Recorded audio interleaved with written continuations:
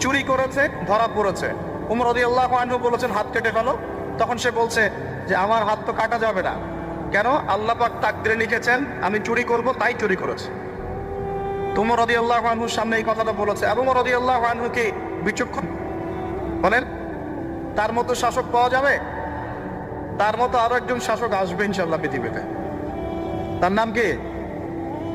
নবী ঈসা আলাইহিস সালাম, ইনশাআল্লাহ তাআলা। এবং তার আগে আরো একজন ইমাম আসবেন। তার নাম কি? তার নাম হচ্ছে মুহাম্মদ। কি নাম? তার নাম মুহাম্মদ, তার উপাধি হচ্ছে মাহদী। কখন আসবেন? যখন পৃথিবীতে যুদ্ধ বিগ্রহ ছড়িয়ে পড়বে, ব্যাপক আকারে মালহামা চলবে, তখন আসবেন। কাদের পক্ষে আসবেন? মুসলিমদের পক্ষে। কি উদ্দেশ্যে আসবেন? সারা বিশ্বে জুলুম তুলে ফেলার জন্য। এবং আরেকটা কি উদ্দেশ্য? ওই জেরুজালেম উদ্ধার করার জন্য।